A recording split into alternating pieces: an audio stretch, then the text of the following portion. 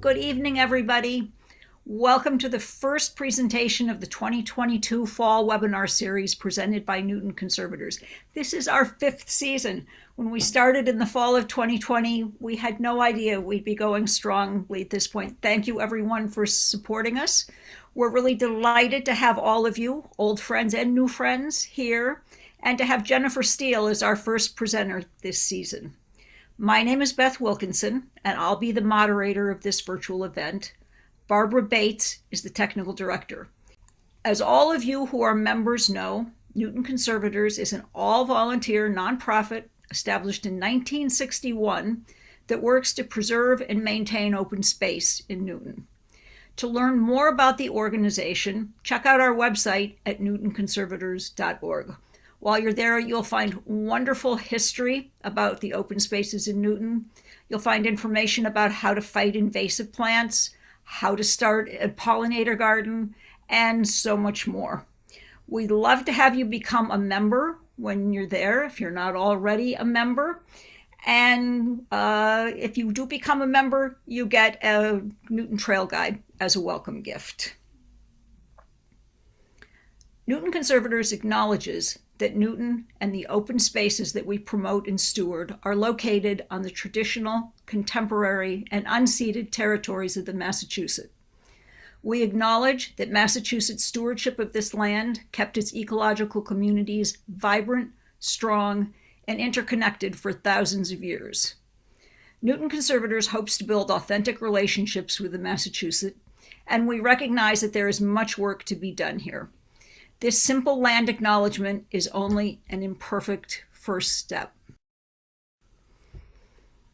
In tonight's presentation, Jennifer Steele is going to explain what happened to the many streams, marshes, and wooded wetlands that used to cover much of Newton. And as I said, she will answer questions at the end of her presentation. In her career, Jennifer has worked on behalf of the environment in a variety of ways. She's worked as a teacher, on large regional marine research programs, in environmental advocacy, and as a consultant. Before coming to Newton, Jennifer was a conservation agent for the towns of Maynard, Framingham, and Uxbridge. She has been the senior environmental planner for the city of Newton since that wonderful fall of 2013. We're fortunate that Jennifer is here tonight to share her knowledge about Newton's buried streams with us. Welcome, Jennifer. Thank you. Thank you, Beth. Thank you, Beth. I am here to present a presentation on Newton's buried streams, but my first, if I can get my buttons to work here, one of my first jobs is going to be to give a few disclaimers, but I've just been fascinated by the hydrology of Newton in my years with Newton, where you can literally stand in one spot and see a freely flowing stream with green banks, as here at South Meadow, looking at South Meadow Brook, looking west, turn around 180 degrees and see it disappear into a culvert. Here, the culvert that flows ultimately under Needham Street. So this whole concept of now you see them, now you don't is really fascinating to me. And I'm glad to share what I've discovered through my research with you. And I really want to give a shout out to Ellen Katz, Conservation Commissioner Extraordinaire, for her inspiration for this. She asked me as staff to the Newton Conservation Commission if I would give a presentation to the commission on this issue of buried streams. So I am not a real professional either on the buried streams or the history of Newton streams. I really am just someone who became fascinated with this and with access to maps have put together this presentation. With the Newton Conservation Commission, I am responsible for the protection of Newton's daylighted streams and wetlands, but not for the rest of the infrastructure that you'll come to know through this presentation that really is the buried stream system of Newton. That is the purview of the DPW and the utilities division specifically of Newton's DPW, Department of Public Works. I also want to note that I have borrowed liberally some words and photographs for this presentation. Not always with prior permission, but those from whom I have borrowed have since given me the thumbs up, and I have tried to give credit where credit is due.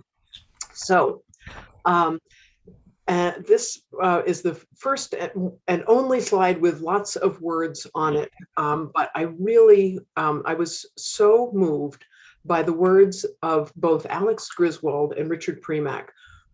Alex presented in Newton City Hall, had a display of his artwork up, and had an introductory blurb about his art, his photography of Newton's buried streams. I just thought his words encapsulated the issue so well. So I'm going to take just a moment to read them, and then I promise no more wordy slides.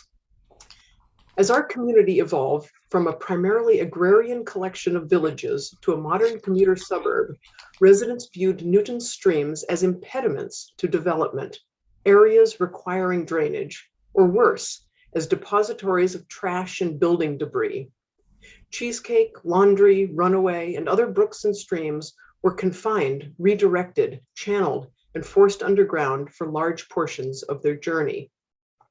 And here I quote Richard Premack, "Wetlands were filled in, and became the sites of playgrounds, schools, and other public buildings and residential neighborhoods. Most of Newton's main brooks are now invisible, enclosed in underground culverts below the surface of streets, residential neighborhoods, and playgrounds." Back to Alex's text, "Yet they persist, they must persist, because the rain still falls, and the lands that they serve cannot absorb all the water. So the water flows inexorably to the Charles River and then to the sea. Ultimately, these portraits, Alex's photographs, underscore the immanence of water as the driver of places and landscapes that refresh the human spirit. This spiritual and aesthetic renewal is just as much an essential ecological service as the other functions these streams provide our city. The message they send is a small part of a larger chorus, one that is urging us to reaffirm our responsibility as stewards of the landscapes and ecosystems from which we are inseparable." So a real thanks to Alex and to Richard for their poetic insights. And they really did a super job of encapsulating the concepts and the emotions that come from these concepts. All right, so I'm going to just run through the categories of information that I hope to present this evening. A look at a history of our quote unquote progress over the years. We'll do a quick comparison using some old maps, some historical maps, and current aerials.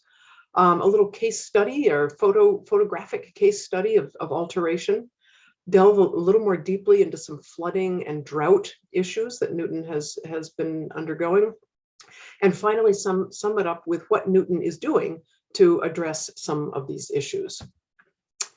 All right, so our history of progress, and you will note that progress is in quotation marks. Here is a map of Newton's watersheds. Watersheds are the areas that collect water, on which rainfall falls, and they collect water and channel it and direct it to individual small streams, larger streams, and ultimately all of these watersheds in Newton drain to the Charles. These watersheds are more or less immutable. We do change them with bulldozers and grading associated with development, and certainly with our storm drain system. But more or less the boundaries of the watershed don't change. What changes dramatically is our treatment of the water that falls on them and the stormwater runoff that runs through them. Here you can see the major watersheds: South Meadow Brook, Hammond, Cold Spring, Laundry Brook, and so on in Newton. I had a really fun time going back through some of the historical atlases that are posted on the city's website, thanks to the Community Preservation Act website. These are all available to the public. But this is a 1700s 1700 atlas of Newton that shows the major streams within Newton. Cheesecake Brook draining the northern portion of Newton, Hammond, Cold Spring, and Laundry Brooks draining the city's center, South Meadow Brook draining the central and southern portions of Newton, and Paul and Palmer Brooks draining the far southern portions. By 1874, the maps have changed, and you can see a lot more developed areas. And already some of the stream courses are being altered to make way for some of this development. Wetlands have been encroached upon, and streams have begun to be altered. By 1892, we had a different rendition in our atlas maps. This map is called Plan of Newton, showing areas requiring drainage. Not everyone appreciated the wetlands in the city. These wetlands are shown in the dark blue, significant wetlands and floodways in the dark blue, and more periodically inundated areas in the lighter blue, with the major stream courses traveling through them.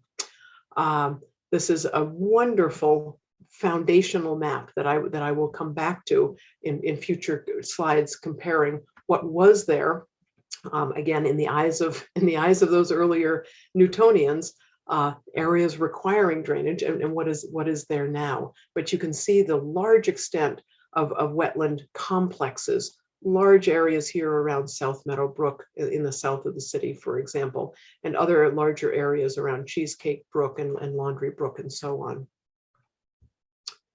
By 1907, the streams were significantly more circumscribed. They were limited. There was a lot more development. The development that you see on this map is the modern development, but the streams that you see highlighted in red are the streams from 1907. And you can see signs of disconnections of stream courses where streams have already been culverted, signs of channelization where streams are unnaturally straight, and real encroachments around caused by development that caused the natural flow patterns to be drastically altered with channeled, culverted, and otherwise modified streams. Many wetlands by this time were already drained. This map shows is from the 1978 open space plan and shows the major streams and either culverted or intermittent streams in dashed lines. There's not a good distinction between the intermittent streams and the culverted streams, but it's very easy to see the major stream networks here and how very disjointed and limited they are at this point in time. By 2022, now you can see in the dark blue and the perennial streams and the lighter blue of intermittent streams, how very few daylighted portions of streams still exist in Newton. Here's Cheesecake Brook, coming from apparently Washington Street or Watertown Street, but it's entirely separated from its headwaters here at Brayburn Country Club. So lots of disconnections, lots of clear channelizations, and lots of filling over the historical wetlands. So where have all of those streams gone? Here. This is a current map of our storm drain system in Newton. So all of the purple represents catch basins that pick up stormwater and lead them to underground pipes, to storm drain mains, and on out to outfalls along the Charles River. Every drop of water that falls in Newton ultimately flows to the Charles River. It makes its way through its own internal sub-watershed, but ultimately is discharged to the Charles and then, of course, to the ocean, to the Atlantic Ocean. But you can see from this map here how very extensive the network of drainage is. All of these pipes taking up the role of transporting water that wetlands used to hold that streams used to transport more slowly in their sinuous courses through wooded wetlands and through open marshes. And this now is how water flows in Newton. This is just a map that highlights a little bit more clearly the vast number of outfalls along the Charles River. Each one has its own unique moniker for reporting purposes and monitoring purposes.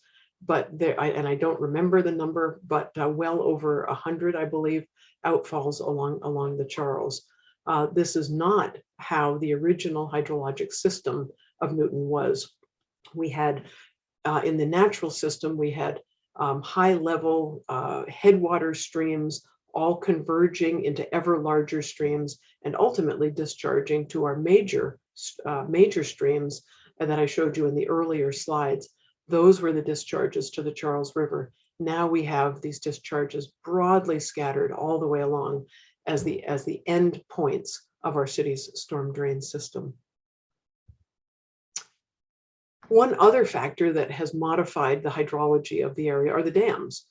This is just an illustration of the dams on the Charles River, because while there may have been some dams on smaller interior streams, most, if not all of those, have been removed at this point in time, and the dams that remain are on the Charles. Many of them, they're all historic. Some of them were installed for power, some for flood control, but they've all had an effect on the hydrology. They have all changed the way in which the Charles River flows. They've changed the way in which sediment is transported along with the Charles River water. They've changed fish passage. They've changed recreational access. They've changed a lot of aspects of the Charles River, how streams interact with it and how humans and wildlife interact with it. So Newton's dams begin here with the Silk Dam up near Route 9, and the Metro Circular Dam also right on Route 9. There are smaller. There are two dams here along Washington Street, Cordingly, and the Lower Falls. Beautiful access to the river over the dams here. There's a really neat pedestrian bridge that provides beautiful access here. And then dams further along downstream. There's one other dam here that's outside of the Newton city boundary, but these four dams here all have impact on the city of Newton itself. This is an old rendering of the actual elevation changes associated with these dams. These red arrows here indicate the extent of the Charles River as it flows around the perimeter of Newton.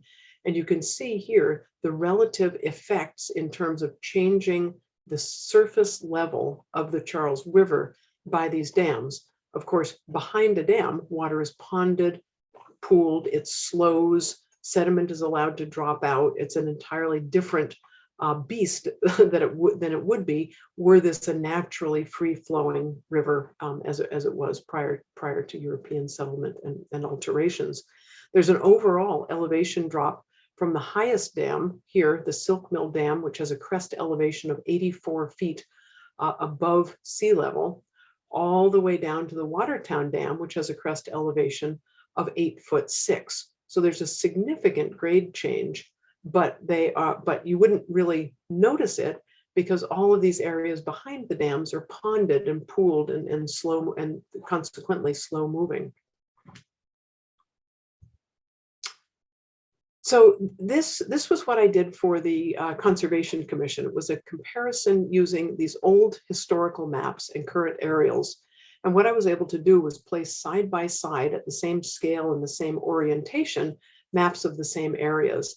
And I've used a nomenclature here of dashed arrows indicating same reference points on the globe, if you will, and solid arrows showing very clear alterations of the local hydrology. So here's an example using Laundry Brook and Cold Spring Brook, looking at the 1874 atlas And the more current, I believe I was using the 2015 high resolution aerials that we have available through the city's GIS. And so here's Laundry Brook in 1874, sinuous and wiggly as brooks like to be. And you can see not a lot of that in modern days. Oh, and I guess I was using the 2021 aerials. The only daylighted portion of Laundry Brook for at least a mile is a tiny segment here just south of the pike near what is the new mini store, self-storage facility. Absolutely all the rest has been culverted and travels underground out here. This area here used to be open water. It's now a park playground. So no more brook. This is what we're really going to delve into a little bit is South Meadow Brook. So here again, the 1874 Atlas plate. And what I found interesting about this Atlas plate was the open bodies of water that are down here in the southern portion of the plate that are now where the Northland development is. The old Marshall's building is here. And South Meadow Brook used to flow through here. And there were mill ponds associated with South Meadow Brook at that time. And you can see them very clearly here on the atlas, but they absolutely do not exist nowadays. No more mill ponds. I'm going to use this right-hand aerial photo just as a point of reference. For the next look, we're going to look a little bit further upstream. And so this is where we were looking a moment ago, but now we're going to look upstream. This is the 1907 atlas showing South Meadow Brook. And you can see all of the feeder streams that used to come in. Granted, many of them were already altered, conveniently channelized in rectilinear fashions to allow the creation of residential neighborhoods and other development, but still the streams persisted. However, nowadays, in exactly the same view, this is what we have for daylighted streams. This is now all that remains of South Meadow Brook above ground, and all the rest of those streams have been captured in the stormwater systems that you can see here in purple. So the daylighted portions here and the culverted catch basin or originated segments in purple.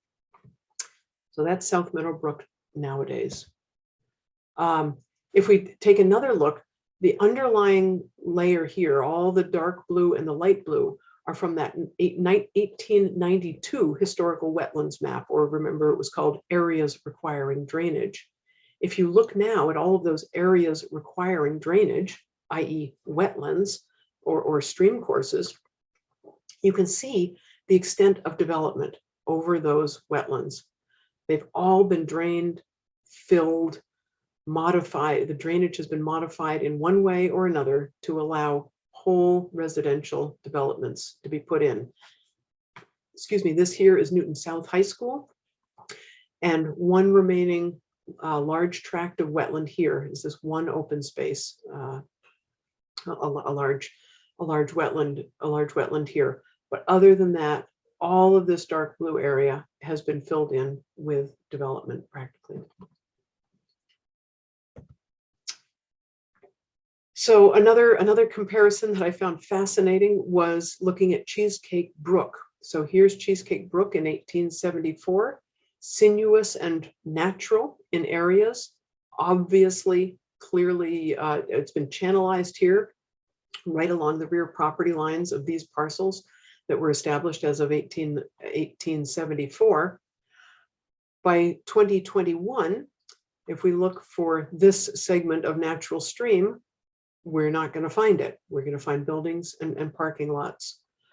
Here again, natural stream, it is actually daylighted in this segment here. You can just barely make out the walls of the channel here, but along it flows out here, but severely altered and severely channelized and altered from its original sinuous condition.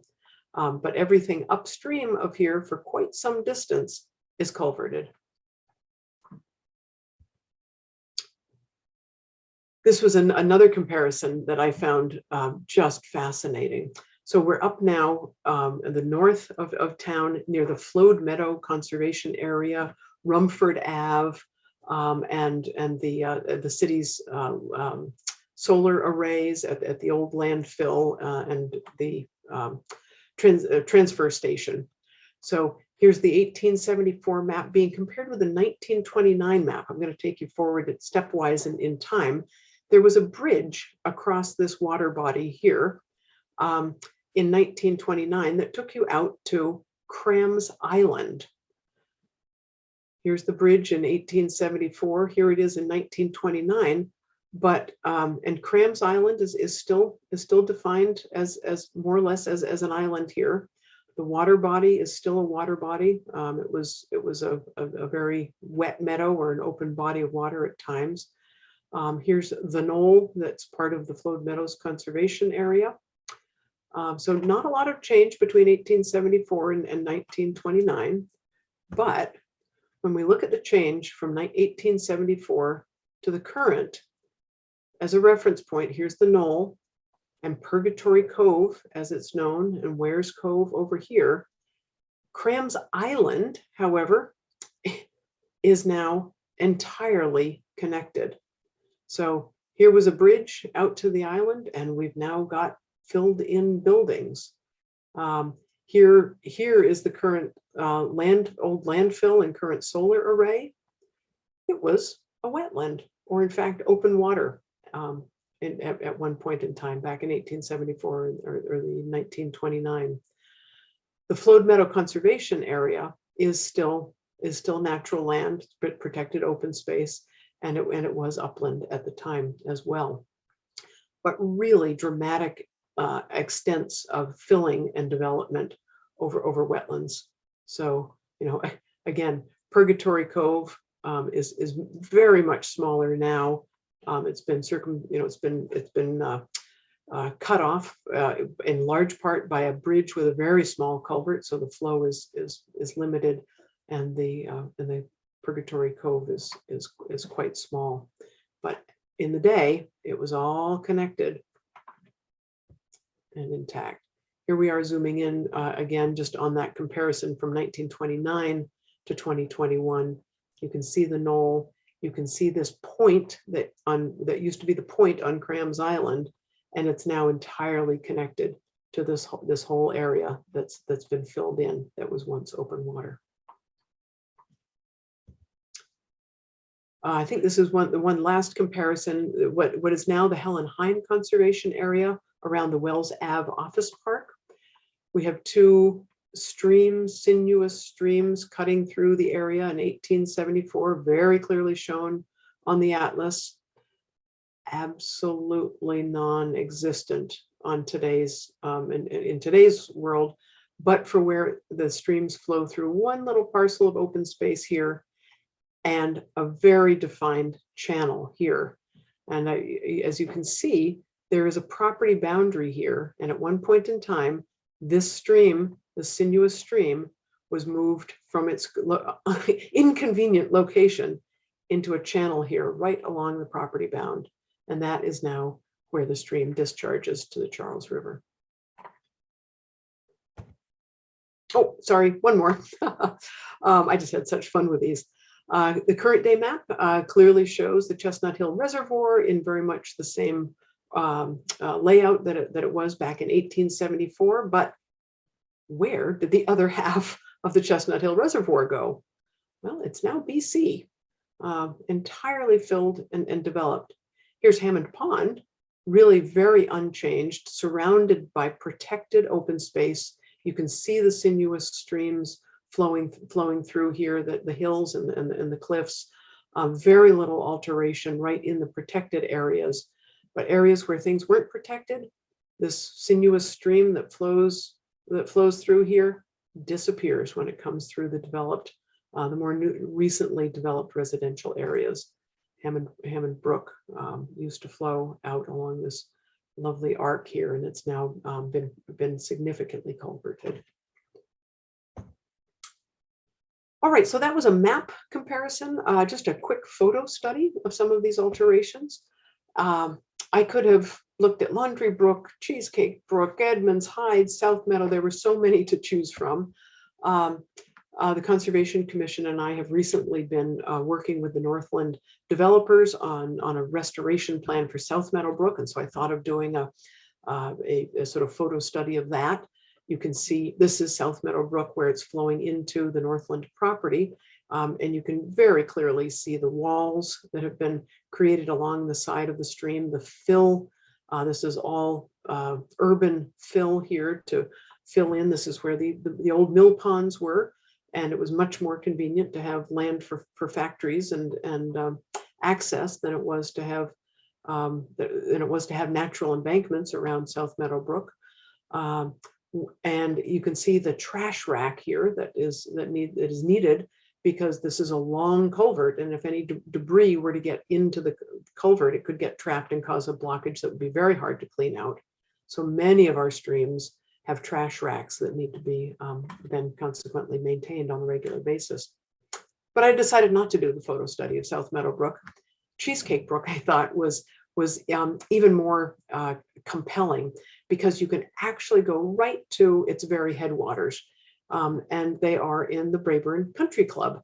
So here we have admittedly altered, but wet meadows that are taking drainage from the surrounding higher ground, bringing it down through wet meadows and into very small stream channels that flow intermittently throughout the year. But as the stream channels join, intermittent streams join with other intermittent streams, and more overland flow and more subsurface base flow comes out, the streams get ever larger and ultimately converge into real perennial streams. This is a photograph and a caption that I've borrowed from Richard Premack of Cheesecake Brook, close to the golf course here, close to the developed part of the golf course along Fuller Street, where it has a short run of really natural forested land to go through. It's come out of the golf course, and it has not quite yet started its real urban journey. This is where its real urban journey begins, behind Oldham Road, this section of stream, clearly walled at one point, but you can see that there's been scour runoff that has caused the wall to displace from the embankment here. Lots of debris has been washed into the stream, and here is the opening to the culvert that takes Cheesecake Brook under the fields behind Warren House and ultimately all the way up to Watertown Street, where it will eventually become daylighted again. Here we are at McGrath Park behind the Warren House, and this is where Cheesecake Brook is flowing for the last time for a while in a forested area. The culvert, the mouth of the culvert is just here where the arrow is pointing, and then a long culvert through McGrath Park. This is another section of Cheesecake Brook.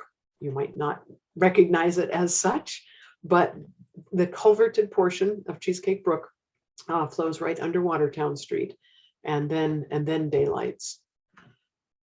And after a while, Cheesecake Brook flows along. This is past the Albemarle Fields near Gath Pool. And you can see here so clearly where not only has Cheesecake Brook been walled, but filled in order to create more usable space along the stream. This is a historic photo, and I wish I could remember what year it's from, but here you can see Cheesecake Brook up near the Gath Pool again. Obviously, it's been channelized, but very limited fill has been brought in. So at this point in time, the roadway was considerably higher than the walls of the stream. But after this photo was taken, the walls were raised to allow more fill to be brought in order to provide more usable land space, in order to try to limit flooding and hasten the water on its way to the Charles River. So there's been a practice of channelizing, then filling, adding walls to allow more fill, and so on. And the result that we have now is a deeply entrenched stream course with a lot of artificial fill around it. Here we are we're getting close to the Charles, again, near the Gaff Pool and the Albemarle Fields. And you can see, you may well have noticed in your passage through town that there are paved swales that take all of the stormwater runoff from the nearby roadways and parking areas and channelize it straight into the stream. So along with all of that runoff comes the pollutants and the scour. And you can see how all of these filled embankments slowly slough sediment off into the stream and fill the stream up and further restrict its ability to flow. The walls also separate the stream from what might be associated natural habitat. Critters can't scale, many critters can't scale walls. Shrubs can't grow out of stone walls. There's just not that natural buffer of native vegetation that would help support native wildlife. And this is the last little bit of Cheesecake Brook flowing from the left of the screen to the right of the screen. Just before it enters the Charles, it goes over a concrete slab, a so-called rock vein. And I don't know the reason for that, if it was to reduce scour or to increase aeration a little bit before the waters entered the Charles River, but there it is, the rock vein or concrete slab. And here's an aerial of that location. Here's the rock vein is just in here at the confluence of Cheesecake Brook with the Charles. And here you can see it so clearly in its walled form coming through the last stretches. A little bit of forested land here that you just saw in the last most recent photograph before it joins the Charles on its path to the left towards the ocean. So what are the results of all of these modifications that we have made? Well, flooding has been exacerbated, water quality has been reduced, and we have given ourselves quite a maintenance to-do list. Let's take a look at a few of those things. This is a hydrograph illustration, and it shows the difference between what happens when rain falls on natural forested or vegetated lands versus predominantly impervious surfaces of a developed landscape. This lower, lighter curve is what happens in a natural landscape. Rainfall falls on the tree canopy, it's trapped in the tree canopy, it falls through the shrubs, it falls on the leaf litter. Some of it is slowly infiltrated, some of it runs off more quickly to the rivers. And so the river level slowly increases during a rainstorm. And after the rain ends, the river level, river discharge volume slowly declines back down to its base flow. When you have a really heavily developed landscape, however, where all the water is either rushing off over impervious surfaces like parking lots and roadways and making its way into catch basins and pipes that shoot the water quickly to the stream, as soon as the rain starts falling, that water gets to the river really quickly. And so the river discharge accelerates dramatically and quickly. So we get much higher flows in the river really soon, as soon as it starts raining. And as soon as the rain stops, those pipes run dry because all the water has rushed through them. And very quickly, the river level comes back down again. Not only does it come down, it comes way down, because that water that would have percolated into the ground to slowly feed the base flow of the river, as we call it, has been shot through pipes and sent out to the Atlantic Ocean already. So the base flow of the river is much lower than it would have been in a natural environment. So we get this double, triple whammy of sudden flood events, sudden declines of the flood elevation, and then very low base flow. We also get all of the pollutants that come along with that stormwater. Those are all being rocketed into the river and shot right back out again. And we have much drier uplands because that water that would have slowly percolated through tree canopies, through soil, and gotten into our aquifers. It's no longer getting there. It's landing on pavement and shooting to the river. So our uplands are not being slowly recharged with water. Our ground tables are not being slowly recharged. So lots of changes occur as a result of development.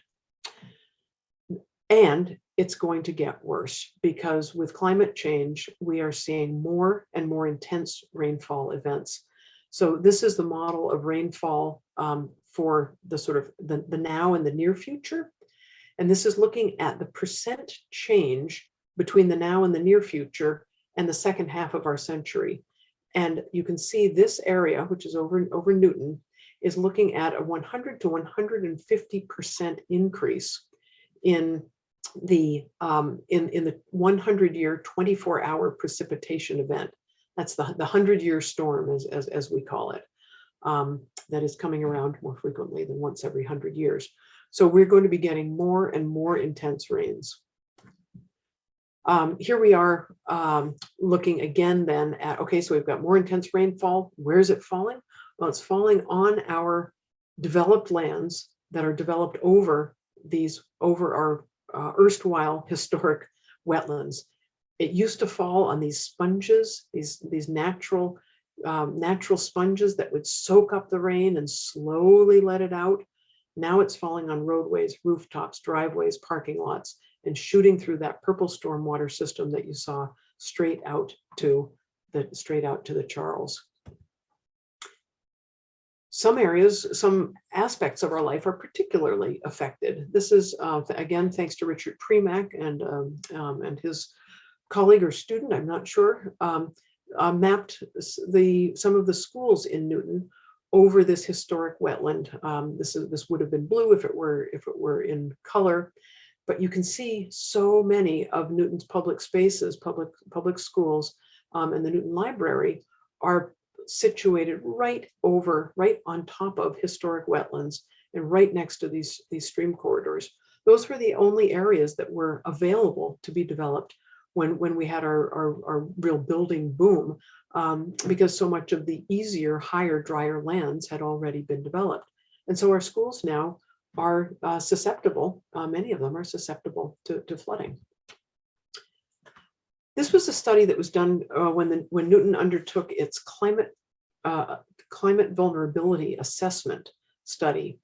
The FEMA, the Federal Emergency Management Agency, maps the 100-year flood zones, and most mortgage lending agencies require flood insurance for properties that are within these federal FEMA flood zones, the 100-year flood zones as mapped by FEMA.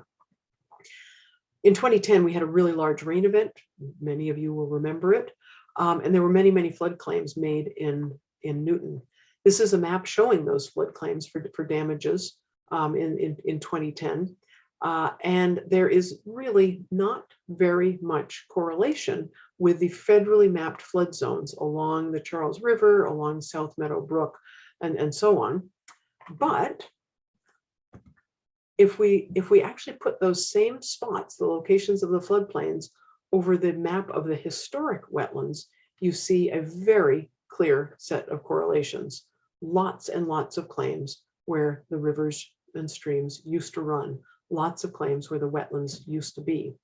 So we have a lot of people who aren't aware of potential flood threats to their homes because they're not in federally mapped FEMA flood zones and don't need to hold flood insurance for their mortgage lenders, but are in fact susceptible to inland flooding.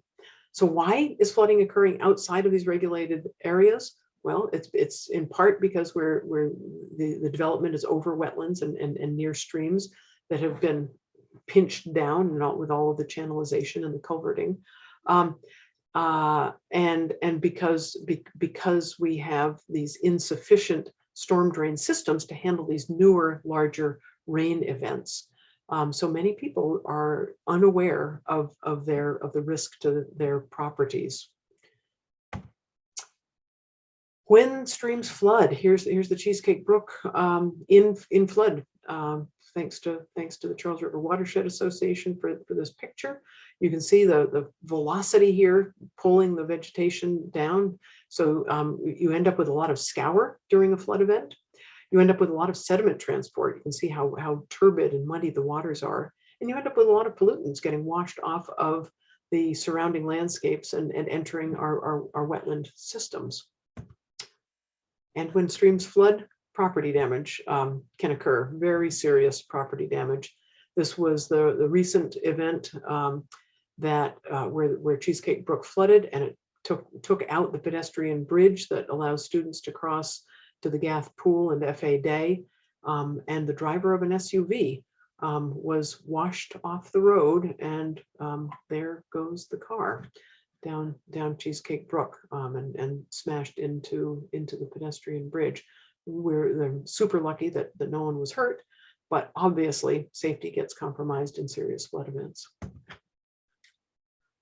I mentioned briefly water quality declines. They are monitored and tracked by the state.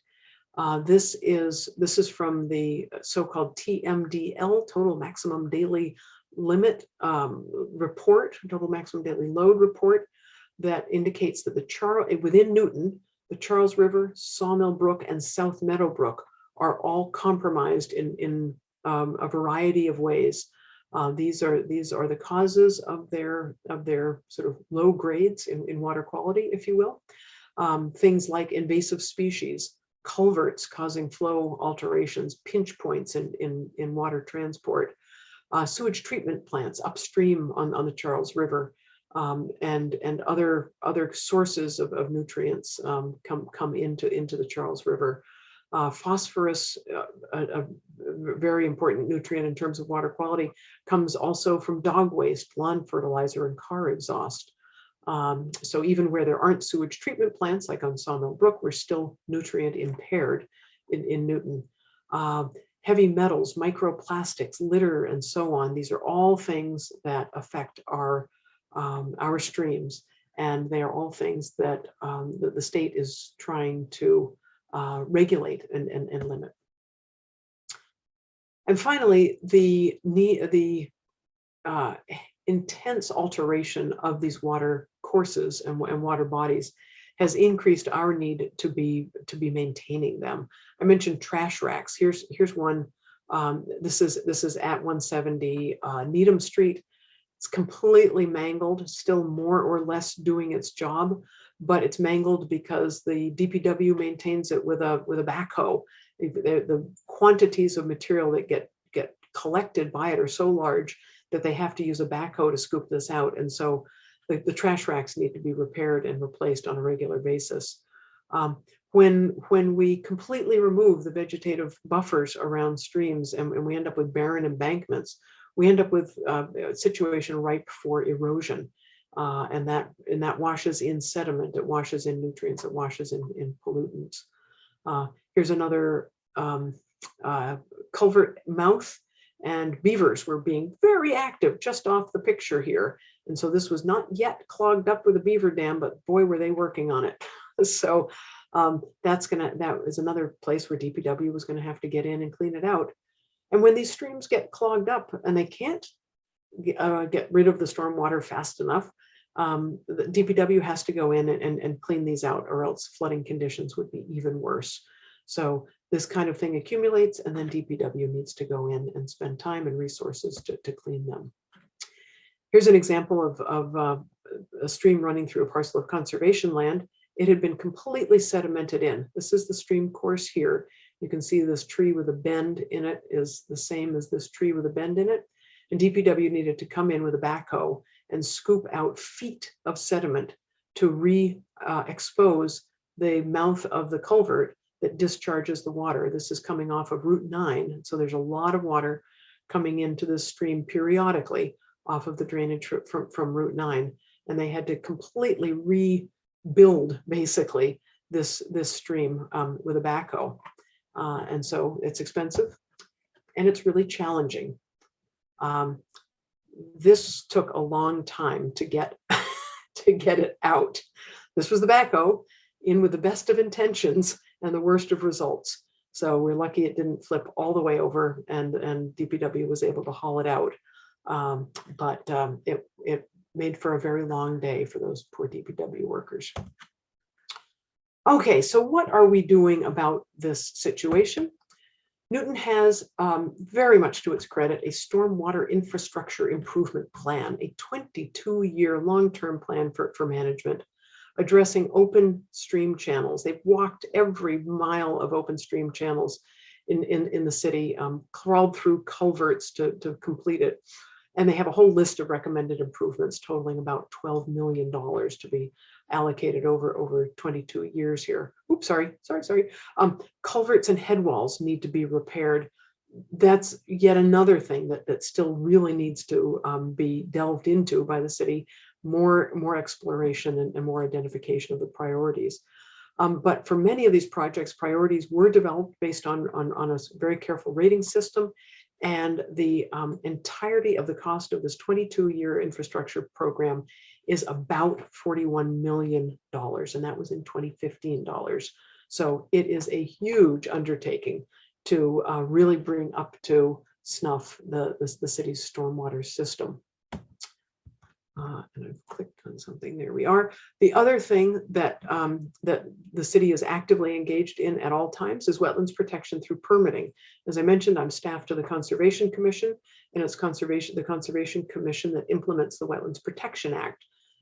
As that group, the CONCOM, protects these five different types of inland wetlands: land under water bodies and waterways, bordering vegetated wetlands, banks, floodplains, and riverfront areas. You will note that we don't actually protect the water that flows within these five different wetland types, or the 100-foot buffer zone associated with some of them. It really is the wet land protection. And land underwater bodies and waterways is really the closest that the act comes to actually protecting streams. But it gives us very clear scientific reasoning and logic for why these things have to be protected.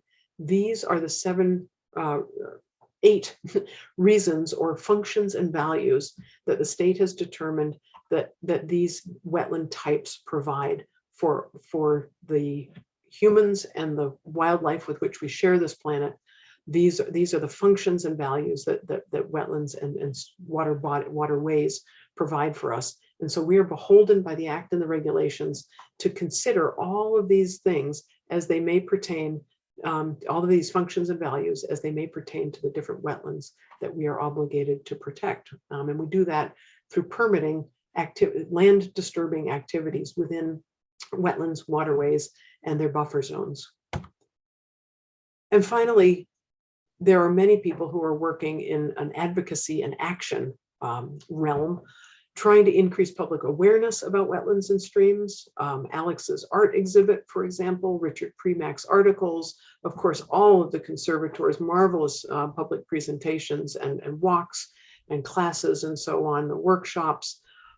We, the Conservation Commission, will be installing stream name signs, again, thanks to Ellen Katz's inspiration, in order to alert the public to the presence of these streams, because so many of them are literally invisible. And so just increasing people's awareness. And of course, through the permitting process, dealing with applicants, whether they be homeowners, contractors, or developers, we strive to really incorporate education about the extraordinary importance of preserving, protecting, and in fact, enhancing these diminished resources. And finally, we serve as advocates on the Conservation Commission, and I, in my role as environmental planner, to promote green infrastructure wherever we can in order to try to get that water that falls on the surface of the earth back down into the ground, where it can be treated by the biological activities in the soils and slowly recharge our streams and wetlands. So we encourage the use of vegetated swales and tree box filters and other creative designs for stormwater management in all sorts of development projects and road improvement projects. And with that, I will take a breath and say thank you very much and ask Beth to take it away. Terrific. Thank you, Jennifer. That was amazing. It was an incredible amount to absorb, and we have some great questions. Let's get to the questions. We have a lot of questions, even more since I looked away for a minute. Um we have some questions at the very beginning, Jennifer, about maps. And you graciously told us that we could share your slides. So, what I usually do is a day or two after this event, I will send out a little notice to you and I'll include information. So, if I will include the maps and people can have a chance to look at them. And if they have questions for you, may I also give your your email address from the city that people can contact you? Yeah, with the caveat that I am, one, very busy with other city business, and two, really not an expert on individual properties. So I would encourage people, if they have questions about their own properties, to do research on their own through the city's GIS system, through some of the historic maps that are available. Alice Ingerson did a marvelous job of archiving the historical atlases. And so I know through the city's CPC website, these are available. So yes, I don't want to oversell myself either in terms of my time availability or literally, really, quite truthfully, my expertise. So happy to help and answer questions if I can. Terrific. Thank you. What do we do next? We have a very specific question, and probably sending out the maps will help that. On the map of the dams, they said there's a note about the grading system that was not visible, and there was a question as specifically what that said. So maybe we can send that out with the message that goes out tomorrow, Oh, next day. right. So the original that I highlighted the names of the dams on top of was looking at the potential ecological benefit of removing individual dams. So DER, the state's Division of Ecological Restoration, has modeled the potential ecological benefits of dam removal in order to prioritize dams for removal. And so that particular slide, if I'm understanding the question correctly, showed in different circle sizes or different circle colors the variation amongst the different dams. How much bang for your buck would you get essentially if you remove this dam versus that dam in terms of opening up connected aquatic habitat. Okay, thank you. Now, before we get to more specific questions, let's talk with sort of two big things. One is we have streams that are open, that are daylighted, that are still existing. And then we have those that are covered. So let's start with the ones that are open now for the photos that you showed us of Cheesecake Brook. Is there anything that can be done to restore those? We had one, Jordan asked us questions like Muddy River in Boston. Are there things that can be done in Newton to rehabilitate those that are currently open? Yes. So, and we, the Conservation Commission, are actively involved in encouraging that through our process of permitting. And so for let's take Cheesecake Brook as an example. They have come in with some recent permit applications, and each time they come in with a permit application, we're working with them to identify stream bank and stream restoration projects that they can do in concert with their application proposal that will in fact enhance wildlife habitat, hydrology, water quality, and so on. So we are having golf courses establish no-mow strips of seed mixes that are complete, real mixtures of native grasses and forbs and so on 5 feet wide on either side of these streams, where streams have historically been mowed with Kentucky turf grass right down to the edges. We're getting them to reestablish no-mow zones of native grasses. Brayburn is going to be undertaking a significant expansion of their wet meadows. in order to help deal with some of their drainage problems, but also because of in recognition of the value that this will have for water quality and, in fact, aesthetics of the course. We've worked with the Woodland Golf Club to be doing similar things, wetland expansion, no-mow strips along their streams, and so on. Charles River Country Club has done some expansion of natural areas. So we're working with them. It's admittedly incremental, but we do what we can within the limits of the regulations, and we wear two hats. One is regulators and one is advocates, and we try to work with our applicants as cooperatively and as strongly as we can to make these changes, and encourage them to see them as win-win solutions. And they've really been quite Braeburn, for example, has been very, very cooperative, and so we're seeing these changes. Yep. Okay, that is good news. Now, before I ask you about category 2, you mentioned Alice Ingerson, who's with us tonight, and she has written a message in. And she says, one thing to remember about the 1892 areas to be drained map is that it shows very few wetlands south of Nahantine Street. This probably does not mean that there were no wetlands there, but rather that the development there seemed like such a remote possibility at the time that mapping and planning to drain those wetlands simply didn't seem worthwhile. Right. Yep. No, it's a very good point. Thank you, Alice. Thank you, Alice, for everything that you have done and continue to do. Thank you for that comment. And one can see on some of the other historic atlas plates more indication that there really were wetlands down there, but you're absolutely right that they were left off of that map. Okay, now we move on to the other category, which are the culverted and buried streams. So it's very interesting to know what we used to have. We know what we do have. Are we just stuck with what we have now? Is there a benefit to daylighting them? And how do we know which ones, if any of them would have benefit, how do we know which ones and which ones not? Yeah, so you use the word benefit, and one can either, a cost benefit analysis is often associated with that question. And the costs of daylighting can be really, really significant. And the benefits are entirely site specific. So that cost benefit ratio really, really depends. I remember at some point in time, there was a question about daylighting a portion of the stream near Jackson Road.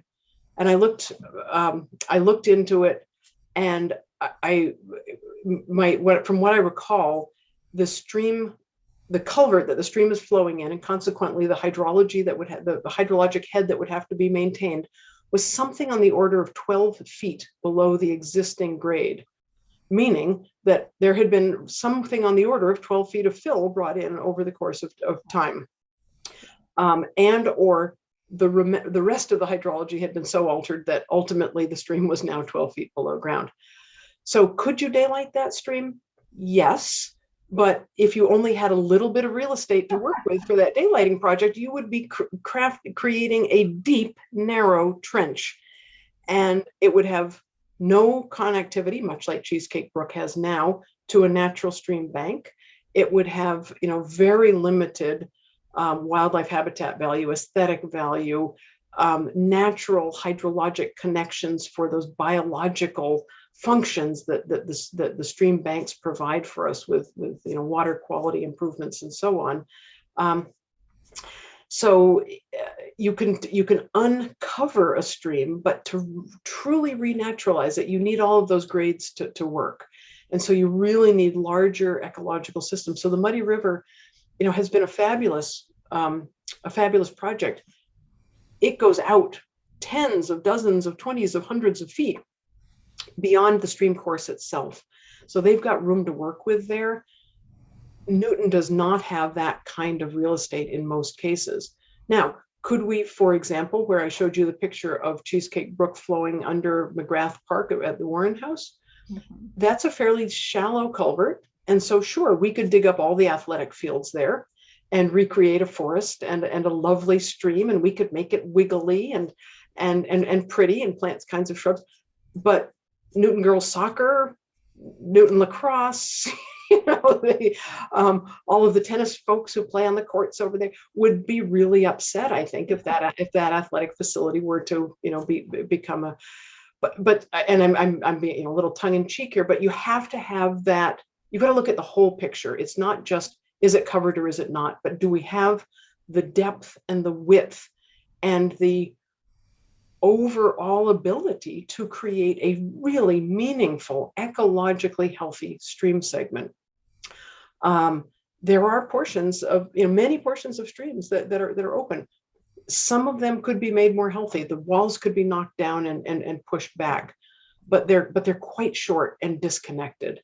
And so the ecological benefit is the incredible value of stream systems is as these ribbons of connected ecology and hydrology. They're travelways for wildlife. They're the passageways for water. And if we can only do them in tiny bite-sized portions, that value is really diminished. So to some extent, we have to mourn what we've lost and cherish what we have and work hard to preserve what we have. Absolutely. And where we have the opportunity, absolutely improve what we have. So with every project that the Conservation Commission permits in riverfront area, for any redevelopment project, the applicant has to prove that they are bringing about an improvement to the ecological health of the area. With every project, as I say, that we work on with the golf courses, where there are large tracts of real estate to work with, we're really working with them to make meaningful changes. So, we do what we can, just as you said, push for the most improvement where we can. And unfortunately, we sort of have to mourn the loss, or just recognize that we live in an altered landscape where we do have soccer fields and houses and schools and all these things that we need and appreciate. Okay. Well, Lawrence asks us, what about the school fields? Is there anything there to be preserved, or are those more general wetlands rather than specific buried streams? Are they both?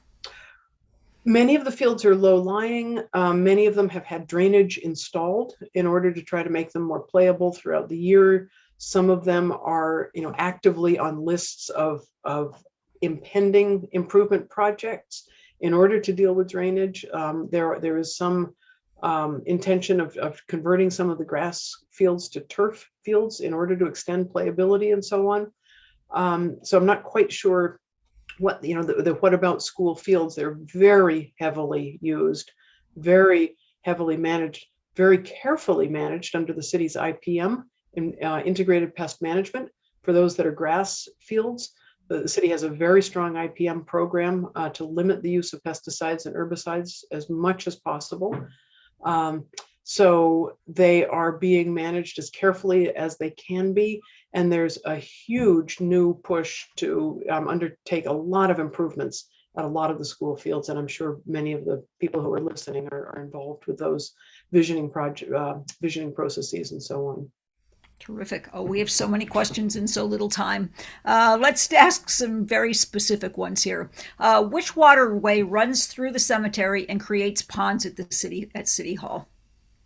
That is Cold Spring Brook coming out of Cold Spring Park, and it is also Hammond Brook coming in from the east. Right. Through Newton Center Playground. Yes. Yeah. I always have to go back and look at the maps, and I don't have them in front of me. But I'll say that with some hesitation. Okay. I was two questions. One, I presume that means it does run under Beacon Street. So it's culverted under Beacon? Yep. Okay. Yep, along. Is that one of the sites that's going to be signed? Because who knows when they're driving along there that they're going over a stream. We're doing a pilot of 6 crossings, and that is not one of them. But it turns out to be kind of expensive to put up signs, to manufacture and put up signs. So we're gonna do it, little by little. But it's good. It's a good thought. I've mapped every major stream intersection in the city, so I do have a comprehensive list, and we're just picked off the highest priority ones so far. Okay, that's neat. Thank you. Someone asks, where does Cheesecake Brook cross the Mass Pike?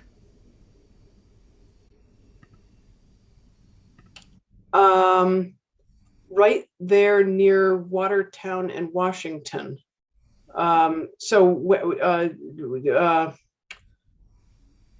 West of the new Dunstan East development. I'm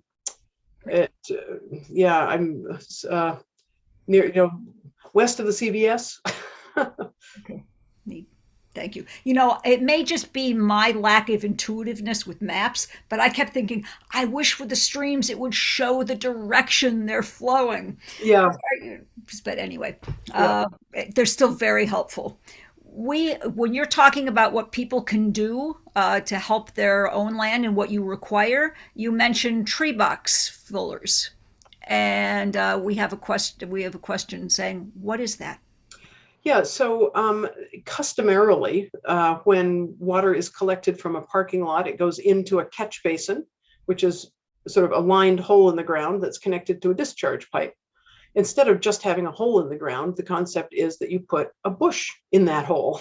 So you fill the hole in with some soil, very well draining, rapidly draining soil, and you put a bush or a tree in that box, hence tree box. And what is it doing for us? It is filtering the stormwater. All of the biological activity associated with the roots and the microbes associated with the roots are helping to filter the stormwater. The sediment is getting trapped, physically trapped, the nutrients are getting trapped and taken up and so on. And so that is a tree box filter, and it's that's a proprietary name, but you can also just sort of do it yourself. Okay. Low areas in the ground where trees and shrubs are taking the stormwater and treating it rather than just straight piping it to the drainage system. Okay. That's amazing. I know when I used to do testing for Crystal Lake Conservancy, and there'd be a really big storm, and I'd see water start coming down my street, it would be about 10 minutes at most by the time it was rushing out of a pipe into the lake. It used to astonish me how quickly running over the impermeable surfaces it got there. And related, go ahead. Even just converting some of those pipes to pipes with holes in them, pervious piping, porous piping can make a big difference. So the water can still get through the pipe if it needs to, but when it doesn't have to be rushing through in such high volume, it can percolate out of those pipes. So we're using systems like that in redevelopment projects. So there are all kinds of little twists that we can do to make incremental improvements. That's great. Okay, boy, I've got to start picking because we got only a couple more questions. We have one. We have ecologist and our longtime friend and worker in Newton, who's I think checking in with us from Rochester tonight. Eric Olson says, "What about permeable road surfaces? Are there further efforts to make such materials, cement, asphalt, cost-effective and workable?" They are cost effective and they are workable. And hi, Eric. Nice to hear your question. They're definitely cost effective and they're definitely workable in the right applications. So they have to be protected from the accumulation of sediment. So they really shouldn't be receiving runoff from land surfaces that could bring in soil. Or particulates. They shouldn't be in areas that are getting very heavy traffic that could be tracking sand or other particulates onto them. They really probably even shouldn't be subject to a lot of organic leaf fall unless they're being swept regularly. But the installation of them is not that much more than the installation of customary asphalt. You have to put in an underdrain, but if you are doing brand new construction, it's almost the same cost. If you look at the life cycle of it, the asphalt can last for decades. It doesn't require significant maintenance, and it can really reduce other costs associated, that are associated with stormwater runoff from impervious surfaces. So it's a tried and true technology, and being employed widely. Terrific. Okay, Ken Mallory, who's the Conservators newsletter editor, said that we could remind viewers of Richard Premack's article about the buried streams. And can we think alike? I have a note already to myself that goes out in our message that goes to everybody afterwards. Okay, I've got to pick one last question. How do I do this? Okay, let's go. Let's end with Jim and the signs. He says, could you include on signs some idea of where the water originates and where it reaches the Charles? For example, South Meadow Brook carries water from the south of Countryside School to the Charles River next to the Needham Street Bridge. That's an interesting thought. The idea of these signs, the design is intended to be readily visible from even a passing car. So the amount of text we were going to limit to simply the stream name sign. But I suppose one could install QR stickers on the posts so that more information could be provided for passersby, at a walking speed, if they were interested. But to provide that level of detailed information on a street sign would be very difficult. Okay, and I lied. I'm going to do one more question. I'm going to do one more from Alex, since this is so tough. But he does talk about a resource to find streams in the Boston Public Library Atlas Scope project, and I will add that as well. Thank you, Alex. But he has a question also about Sawmill Brook. He said in the EPA report, it was listed as highly polluted. Do you know how it got so polluted? Gosh, the short answer is absolutely not. It originates with two branches, one that flows from the south across LaGrange or under LaGrange, and one from the east that comes past what is now Hancock Estates. And so it's coming out of Brookline. And I don't know what might have gone on in that area historically to cause issues with water quality. There's a sewer line that crosses. It's more or less right at the surface. There's a sewer line that crosses Sawmill Brook just east of Vine Street, just beyond the end of Hollywood Road, if you will. And so some of the, I think there were pathogens as one of the problem areas there. So certainly a leaking sewer line could contribute, E. coli and other pathogens to the water quality there.